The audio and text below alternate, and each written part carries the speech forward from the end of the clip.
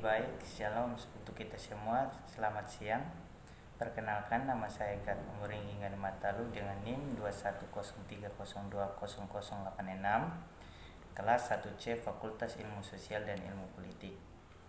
Pada siang hari ini saya akan mereview sebuah buku untuk memenuhi tugas dari pengantar sosiologi mingguan kelima yang berjudul The Study of Sociology Herbert Spencer. Langsung saja kita akan mulai dari bab 1, kebutuhan kita terhadapnya. Diri dan segala kebutuhan hidup dari tingkat rendah sampai tingkat tinggi, kompleksitas ekstrim dari tindakan sosial dan kesulitan tersentren, yang karenanya muncul dengan mengandalkan hasil-hasil khusus akan lebih baik dilihat jika menghitung faktor-faktor yang menentukan satu fenomena sederhana seperti suatu komoditas. Tentunya faktor-faktor itu sekarang yang semuanya disebut gelombang opini sekarang berlebihan tanpa fakta naik dan turun setiap hari, dan yang lebih besar setiap minggu dan setiap bulan. Untuk pertimbangan seperti ini ditetapkan untuk menunjukkan inkonsistensi dari mereka yang berpikir bahwa prediksi fenomena sosial adalah mungkin tanpa banyak studi, meskipun banyak studi diperlakukan untuk prediksi fenomena lain pasti akan menjawab waktu tidak memungkinkan dan penyelidikan sistematis. Dari yang ilmiah seperti dari yang tidak ilmiah akan muncul pembelaan bahwa dalam kapasitasnya sebagai warga negara, setiap orang harus bertindak, memilih, dan harus memutuskan sebelum dia memilih, harus menyimpulkan dengan kemampuannya sebaik dan atas informasi seperti dia punya. Kesadaran seperti itu yang harus diantisipasi dari peningkatan pengetahuan dan mengurangi kekuatan permohonan untuk keputusan cepat ini setelah sedikit penyelidikan, karena itu akan memeriksa kecenderungan untuk memikirkan tindakan perbaikan sebagai tindakan yang dapat berbuat baik dan tidak merugikan. Lebih lagi, studi sosiologi secara ilmiah dilakukan dengan menelusuri kembali penyebab terdekat hingga penyebab yang jauh, yang menelusuri efek primer hingga efek sekunder dan tersier yang berlibat ganda saat menyebar, akan menghilangkan ilusi saat ini bahwa kejahatan sosial mengakui penyembuhan radikal. Mengingat cacat alam rata-rata di antara unit masyarakat dan tidak ada manipulasi yang terampil dari mereka, akan mencegah cacat itu menghasilkan hasil yang setara dengan hasil buruk. Dimungkinkan untuk mengubah bentuk dari hasil buruk ini adalah mungkin untuk mengubah tempat di mana mereka dimanifestasikan, tetapi tidak mungkin untuk menyingkirkan mereka. Keyakinan bahwa karakter yang salah dapat mengatur diri dari sendiri secara sosial untuk keluar dari dirinya sendiri tanpa perilaku yang tidak salah secara proporsional adalah keyakinan yang sama sekali tidak berdasar. Bab yang kedua, apakah ada ilmu sosial?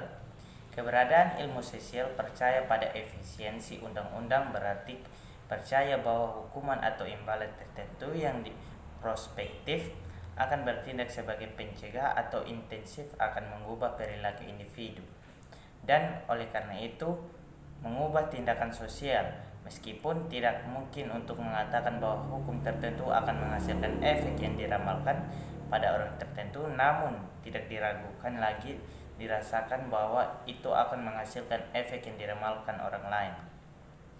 Di sisi lain, jika ada penyebab alami, maka kombinasi kekuatan yang dengannya setiap kombinasi efek dihasilkan untuk menghasilkan kombinasi efek tersebut sesuai dengan hukum dan kekuatan. Dan jika demikian, kita harus menggunakan semua ketekunan dalam memastikan apa kekuatan itu, apa hukumnya, dan bagaimana cara mereka bekerja sama. Penjelasan lebih lanjut seperti itu mungkin akan diperoleh dengan membahas pertanyaan yang sekarang kita bahas sendiri, yaitu filsafat ilmu sosial. Seiring dengan gagasan yang pasti tentang hal ini, akan muncul persepsi bahwa penolakan ilmu sosial telah muncul dari kebingungan dua kelas fenomena yang pada dasarnya berbeda, yang dihadirkan masyarakat satu kelas yang hampir diabaikan oleh para sejarawan, merupakan subjek materi ilmu sosial, dan kelas lain hampir secara eksklusif menempati mereka mengakui koordinasi ilmiah dalam tingkat yang sangat kecil. Bab yang ketiga, sifat ilmu sosial. Mengingat struktur dan naluri konsekuen dari individu seperti yang ditemukan pada komunitas yang dibentuk pasti akan menghadirkan ciri-ciri tertentu, dan tidak ada komunitas yang memiliki sifat-sifat seperti itu yang dapat terbentuk dari individu-individu yang memiliki struktur dan naluri lain. Mereka yang dibesarkan dengan keyakinan yakin bahwa ada satu hukum untuk seluruh alam semesta dan hukum lain untuk umat manusia. Kelompok manusia dalam generalisasi ini memiliki sifat-sifat unit untuk menentukan sifat-sifat keseluruhan yang mereka buat. Mengabaikan sejenak ciri-ciri khusus ras dan individu, amati ciri-ciri umum anggota spesies pada umumnya dan pertimbangan bagaimana pengaruh dan hubungannya. Jika individu-individu yang membentuk satu kumpulan memiliki kualitas yang sama dengan individu-individu yang membentuk kumpulan yang lain, kedua kumpulan itu akan memiliki kemiripan, dan bahwa kumpulan itu berbeda dalam karakter mereka dalam proporsi sebagai komponen individu dari yang satu ke yang lain. Namun saat ini dalam setiap komunitas ada sekelompok fenomena yang tumbuh secara alami dari fenomena yang disajikan oleh anggotanya, seperangkat sifat dalam kelompok yang ditentukan oleh set properti, dan bahwa hubungan dari dua set membentuk subjek materi ilmu.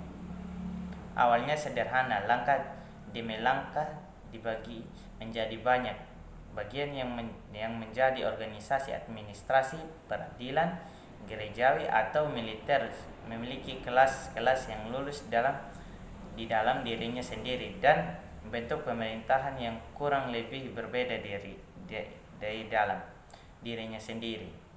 Mungkin saja tidak ada tindakan legislatif yang dapat diambil yang tidak sesuai dengan atau bertentangan dengan proses pertumbuhan dan penggunaan nasional yang berlangsung secara alami, dan bahwa keinginan harus dinilai dengan standar tertinggi ini daripada oleh standar terdekat, tanpa menuntut terlalu banyak. Bagaimana juga kita mungkin berharap bahwa jika memang ada tentangan di antara perubahan struktural dan fungsional yang dilalui masyarakat, pengetahuan tentang tatanan itu hampir tidak dapat gagal untuk mempengaruhi penilaian kita tentang apa yang progresif dan apa yang akan terjadi. Bab yang keempat, kesulitan ilmu sosial. Dari sifat intrinsik fakta-fakta, dari sifat kita sendiri sebagai pengamat faktanya, fakta, dan dari hubungan khusus di mana kita terdiri terhadap fakta-fakta yang akan diamati, muncul hambatan-hambatan dalam secara sosiologi yang lebih besar daripada hambatan-hambatan dalam cara apapun ilmu lainnya. Fenomena-fenomena yang akan digeneralisasikan bukanlah jenis hambatan-hambatan dalam cara apapun.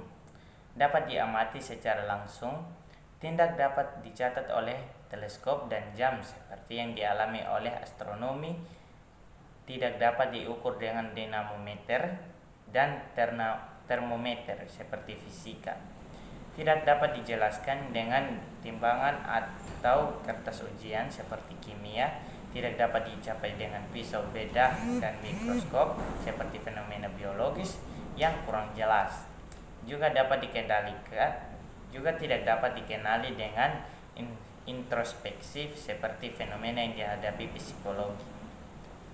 Mereka yang harus dibangun dan dengan menggabungkan banyak detail tidak ada yang sederhana dan terbesar dalam ruang dan waktu yang secara membuat sulit diakses. Kekasan sosiologi adalah bahwa emosi dengannya fakta dan kesimpulan dianggap memiliki kekuatan yang tidak biasa. Kepentingan pribadi dipengaruhi secara langsung atau ada kepuasan dan pelanggaran terhadap perasaan yang tumbuh darinya atau perasaan lain yang ada hubungannya dengan bentuk masyarakat yang ada, senang, setuju, dan tidak setuju. Dan di sini kita diperkenalkan pada jenis kesulitan ketiga yang disebabkan oleh posisi yang diduduki sehubungan dengan fenomena yang akan digeneralisasi. Dalam kasus lain, tidak ada penanya untuk menyelidiki sifat-sifat suatu kelompok unsur kehidupan di mana dia sendiri termasuk. Hubungan dengan fakta-fakta yang dia pelajari di sini, kita dapat membayangkan sendiri dengan membandingkan dengan hubungan antara satu sel yang membentuk bagian dari tubuh yang hidup dan fakta yang disajikan oleh tubuh yang hidup secara keseluruhan. Bab yang kelima, kesulitan tujuan. Banyak yang telah dilakukan akhir-akhir ini untuk mengubah sejarah primitif menjadi mitos. Dan bersama dengan banyak yang telah dilakukan untuk mengubah perkiraan yang hidup di masa lalu, banyak yang telah dikatakan tentang tidak dapat dipercayanya bukti sejarah. Oleh karena itu, akan ada penerimaan siap pernyataan bahwa salah satu hambatan untuk generalisasi sosiologis kemudian bahwa tentang fakta-fakta yang begitu sederhana dan begitu mudah diverifikasi di mana tidak ada generalisasi sosiologis. Kemudian bahwa tentang fakta-fakta yang begitu sederhana dalam begitu mudah ada motif yang jelas untuk kesalahan representasi. Kita tidak dapat mengandalkan representasi yang benar. Bagaimana kita mengandalkan representasi yang benar dari fakta-fakta sosial yang begitu tersebar dan begitu kompleks, adalah begitu sulit untuk diamati, dan dalam hal apa persepsi-persepsi itu segitu diselewengkan oleh kepentingan dan prasangka. Dalam mencontohkan kesulitan ini, ada membatasi diri pada kasus-kasus kesediaan oleh kehidupan kita sendiri. Membiarkannya mencontohkan kesulitan ini ada membatasi diri pada kasus-kasus yang baru disediakan oleh kehidupan zaman kita sendiri. Pengaruh lebih banyak lagi pasti ada. Perusahaan bukti seperti itu di masa lalu ketika nafsu semakin tinggi dan kepercayaan lebih besar. Mereka yang akhir-akhir ini menjadi sadar akan fakta tertentu cenderung menganggap fakta-fakta itu baru muncul setelah keadaan pemikiran manusia yang berubah membuat kita mengamati kejadian-kejadian yang sebelumnya. Kita dipedulikan seringkali muncul keyakinan bahwa kejadian seperti itu lebih dari yang sebelumnya. Yang terakhir, kesimpulan. Tidak ada banyak tujuan yang dapat dikatakan tentang studi ilmu pengetahuan apapun tanpa mengatakan banyak tentang kebenaran umum dan khusus yang dicakupnya, atau apa yang dianggap ekspositor sebagai kebenaran. Esai tentang studi astronomi di mana seharusnya tidak ada keyakinan langsung yang tersirat sehubungan dengan teori Copernicus tentang tata surya atau pengakuan seperti hukum gravitasi sebagai penerimaan atau penolakan yang terlibat akan menjadi tugas yang paling sulit untuk mengeksekusi dan ketika dieksekusi mungkin bernilai kecil. Demikian pula sosiologi hampir tidak mungkin bagi seorang penulis menunjukkan jalan menuju kebenarannya untuk mengecualikan semua eksposisi pendapat yang diam-diam atau diakui tentang kebenaran itu. Dari pembenaran negatif untuk keyakinan bahwa sosiologi adalah ilmu, kami beralih ke pembenaran positif. Kami menemukan bahwa setiap agregat unit dari urutan apapun memiliki sifat-sifat tertentu yang ditentukan oleh sifat-sifat unitnya. Pernyataan saat ini bahwa sosiologi tidak mungkin menyiratkan kesalahpahaman tentang filsafat Dengan menggunakan analogi yang diberikan oleh kehidupan manusia, kita melihat bahwa seperti halnya perkembangan dan struktur dari dan fungsi tubuh, memberikan materi perjalanan bagi ilmu biologi, meskipun peristiwa-peristiwa yang dikemukakan oleh penulis biografi memberikan materi pelajaran bagi ilmu biologi, meskipun peristiwa yang dikemukakan oleh penulis biografi melampaui jangkauannya. Jadi pertumbuhan sosial dan munculnya struktur dan fungsi yang menyertai memberikan materi pelajaran untuk ilmu masyarakat, meskipun fakta-fakta yang para sejarawan mengisi halaman mereka sebagian besar tidak menghasilkan bahan untuk sains. Perbandingan lebih lanjut yang dibuat serupa membuka pertanyaan besar seperti hubungan antara pertumbuhan sosial dan organisasi yang merupakan bagian dari ilmu yang sama ini.